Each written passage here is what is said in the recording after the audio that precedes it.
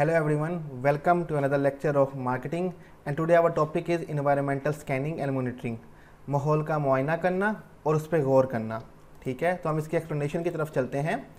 Identification of threats and opportunities in the environment external and strength and weakness of the firm internal is environmental scanning and monitoring.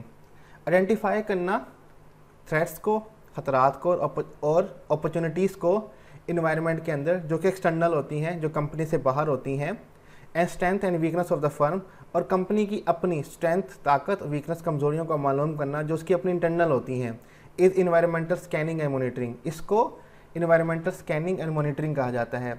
Means कि जब हम environment के अंदर, market के अंदर threats और opportunities identify करते हैं और कंपनी की अपनी स्ट्रेंथ और वीकनेस आइडेंटिफाई करते हैं, इसको इन्वायरमेंटल स्कैनिंग एंड मॉनिटरिंग कहा जाता है। It play very important role in making business policy. Environmental scanning और मॉनिटरिंग जो है ये बहुत अहम किरदार अदा करती है बिज़नेस पॉलिसी बनाने के अंदर, क्योंकि जब तक किसी बिज़नेस को, किसी ऑर्गेनाइजेशन को ये मालूम ही नहीं होगा कि बाहर माहौल में, इन्वायरमेंट के अंदर, मार्केट के अंदर क्या क्या अपॉर्चुनिटीज़ हैं और क्या क्या थ्रेट्स हैं और हमारी अपनी ऑर्गेनाइजेशन की या हमारे अपने बिज़नेस की क्या स्ट्रेंथ और क्या वीकनेस है, तो वो कभी भी अपनी पॉलिसी ही नहीं बना पाएगी। तो पॉलिसी बनाने के लिए हमें इन्वायरमेंटल स्कैनिंग और मॉनिटरिंग करना बहुत ज़रूरी है। There are two types of environmental scanning and monitoring. दो तरह की इन्वायरमेंटल स्कैनिंग और मॉनिटरिंग की जाती है। द नंबर वन इज स्वॉट analysis and number two is PEST analysis. स्वॉट एनालिसिस के बारे में हम पहले भी काफ़ी स्टडी कर चुके हैं, तो हम ब्रीफली देख लेते हैं कि वो क्या होता है। स्वॉट analysis, स्वॉट stand for strength, weakness, opportunities and threat.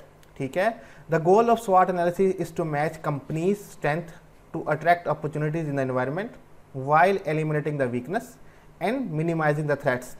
अब जो मकसद है SWOT एनालिसिस का वो ये है कि वो मैच करे कंपनी की स्ट्रेंथ को to attract the opportunities in the market environment कि वो अट्रैक्ट करे अपॉर्चुनिटीज़ को जो इन्वायरमेंट के अंदर है, जो बाहर माहौल के अंदर है, मार्केट के अंदर है, कि कंपनी अपनी ताकत का इस्तेमाल करे to attract opportunities in the environment while eliminating the weakness, अपनी कमज़ोरियों को ख़त्म करे, एंड मिनिमाइजिंग द थ्रेट्स, और अपने ख़तरात को कम करे जो कि माहौल के अंदर, मार्केट के अंदर मौजूद हैं।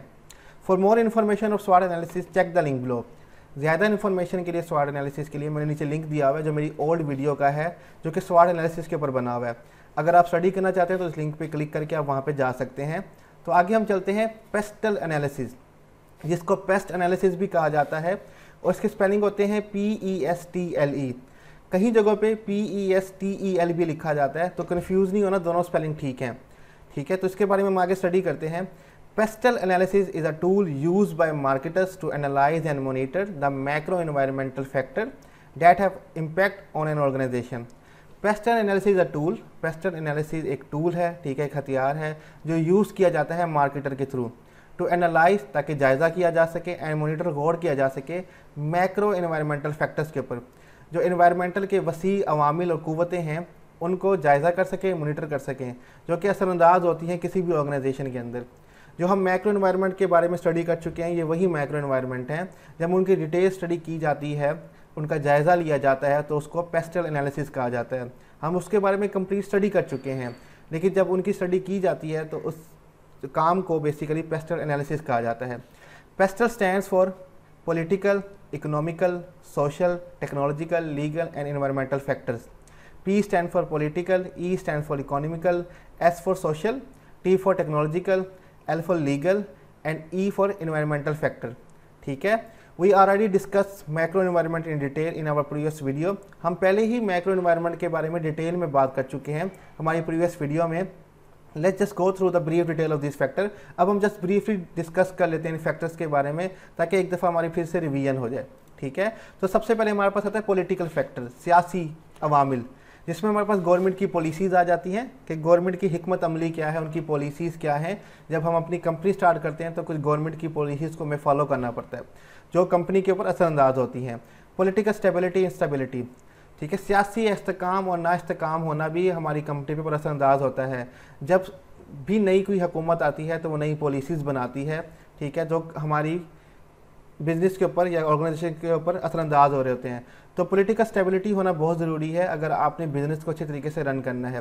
टैक्सेशन पॉलिसीज़, महसूल या लगान, ठीक है, उसकी पॉलिसीज हम पे बड़ी असरअंदाज होती हैं। समटाइम टैक्स इंक्रीज़ कर दिया जाता है, तो काफ़ी ऑर्गेनाइजेशन को, बिजनेस को प्रॉब्लम होती है इसकी वजह से। सेकेंड हमारे पास फैक्टर है इकोनॉमिकल फैक्टर, माशी।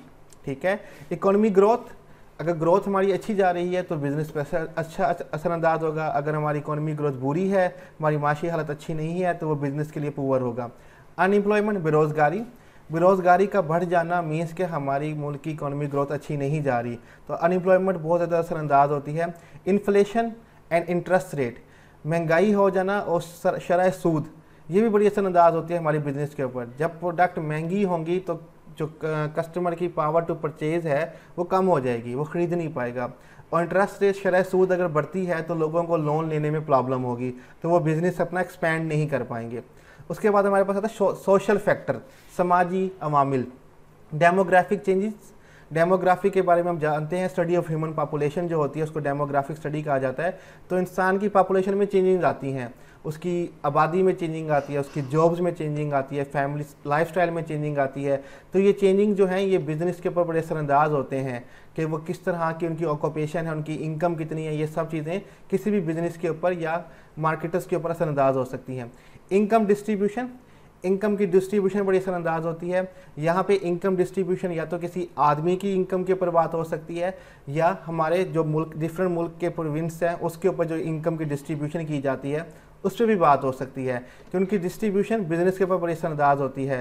सम टाइम जो बजट है वो कुछ सूबों के लिए बहुत ज़्यादा दे दिया जाता है और कुछ सूबों के लिए बहुत कम दिया जाता है, तो ये भी बड़ा असरअंदाज होता है उन सूबों के ऊपर जिन पे बजट कम दिया जाता है।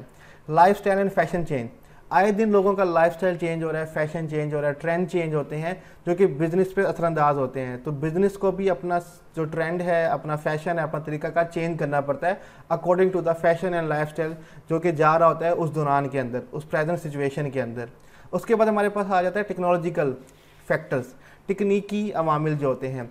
न्यू इन्वेंशन एंड डेवलपमेंट, आए दिन न्यू इन्वेंशंस हो रही हैं, न्यू डेवलपमेंट्स हो रही हैं, तो हर कंपनी को उस न्यू इन्वेंशन और डेवलपमेंट के साथ चलना पड़ता है, अदरवाइज़ वो अपने कंपेटिटर से पीछे रह जाएंगे। इंफॉर्मेशन एंड टेक्नोलॉजी, मालूमात होना या न्यू टेक्नोलॉजी का होना बहुत इंपॉर्टेंट होता है। किसी भी टेक्नोलॉजी फैक्टर जो है ये बड़ा इंपॉर्टेंट होता है। Changes in mobile technology, mobile technology के ऊपर चेंजिंग आ जाना, ठीक है। यहाँ पे मोबाइल मीन मोबाइल फ़ोन की बात नहीं हो रही, यहाँ पे मोबाइल मीन कि यहाँ से वहाँ, एक जगह से दूसरी जगह मूवमेंट की चेंजिंग भी आ रही है। आजकल लोग घर बैठे ही चीज़ें मंगवा लेते हैं, ठीक है। टेक्नोलॉजी इतनी चेंज हो गई है, पहले हमें जाना पड़ता था लेकिन अब घर बैठे ही हम हर चीज़ मंगवा सकते हैं। तो मोबाइल टेक्नोलॉजी के अंदर बहुत ज़्यादा चेंजेस आ रही हैं जो बिज़नेस के ऊपर बड़ी असरअंदाज होती हैं। उसके बाद हमारे पास है लीगल फैक्टर, ठीक है, कानूनी फैक्टर्स हमारे पास आ जाते हैं, कानूनी अवामिल। एम्प्लॉयमेंट लॉ, ठीक है, रोज़गार देना है तो उसके भी कानून है, हमें उनको भी फॉलो करना पड़ता है कि गवर्नमेंट ने कानून बनाए हुए हैं। जब आपने एम्प्लॉयमेंट देनी है, लॉ, उसके भी कानून है कि इस शख्स को आप रख सकते हैं, इस शख्स को नहीं रख सकते, ठीक है। उसके बाद हमारे पास सेफ्टी रेगुलेशन आ जाते हैं, हिफाजती जो हमारे पास कानून है, ठीक है, वो आ जाते हैं कि हिफाजती कानून हमें क्या क्या अमल करने चाहिए, वो बड़े ज़रूरी होते हैं ऑर्गेनाइजेशन के अंदर, अदरवाइज उसके बिना आपको इजाज़त नहीं दी जाएगी काम करने की। कंपेटिटिव रेगुलेशन, मुकाबले के लिए भी कानून साजी की जाती है, ठीक है, कि आप किसी का कॉपीराइट काम नहीं कर सकते, आपको मुकाबला करना है तो अपने प्रोडक्ट के हिसाब से करना है, तो ये भी बड़ा इंपॉर्टेंट फैक्टर हो जाता है। उसके बाद हमारे पास लास्ट जो पेस्टल एनालिसिस का फैक्टर है वह है एनवायरमेंटल फैक्टर, माहौल का फैक्टर, जिसमें हम क्लाइमेट चेंजेस की बात करते हैं कि हमारा क्लाइमेट चेंज हो रहा है। हम देखते हैं कि सर्दियां बढ़ रही हैं, गर्मियां कम हो रही हैं, ठीक है, हमारे क्लाइमेट में चेंजेस आ रही हैं बहुत ज़्यादा। हमारे यहाँ ट्रीज़ कम होते हैं तो क्लाइमेट में चेंजिंग्स आ जाता है, ठीक है। इन्वायरमेंटल पॉलिसीज़ बनाई जाती हैं, माहौल के हिसाब से क्लाइमेट के लिए पॉलिसीज़ बनाई जाती हैं कि कोई ऑर्गेनाइजेशन इससे ज़्यादा पोल्यूशन प्रोड्यूस नहीं कर सकती, ठीक है, अदरवाइज़ उनकी कंपनी बंद कर दी जाएगी। पाकिस्तान में ये चीज़ें इंप्लीमेंट नहीं की जाती लेकिन बाहर के मुल्क में बहुत इंप्लीमेंट की जाती हैं। Pressures from NGOs, non government organisation का प्रेशर भी होता है कंपनीज़ के ऊपर, वो भी बड़ा असरअंदाज होती है इन कंपनीज़ के ऊपर, ठीक है। तो ये बेसिकली हमारा टॉपिक था एनवायरमेंटल स्कैनिंग एंड मॉनिटरिंग, जिसके बारे में हम डिटेल में स्टडी कर चुके हैं इन मैक्रो एनवायरनमेंट के अंदर। तो ये बेसिकली हमारे जो मैक्रो एनवायरनमेंट है उनके बारे में स्टडी करना और कंपनी की स्ट्रेंथ और वीकनेस के बारे में स्टडी करना, उसको एनवायरमेंटल स्कैनिंग और मॉनिटरिंग कहा जाता है। बेसिकली यहाँ पे हमारा चैप्टर 3 जो है वो ऑलमोस्ट ख़त्म हो जाता है। तो इस स्लाइड के जो लिंक है वो मैं डिस्क्रिप्शन में दे दूँगा, वहाँ से कॉपी कर सकते हैं, और अगर आपने कोई क्वेश्चन पूछना हो तो वो आप कमेंट में पूछ सकते हैं। तो यहीं पर हम अपना लेक्चर ख़त्म करेंगे। अल्लाह हाफिज़।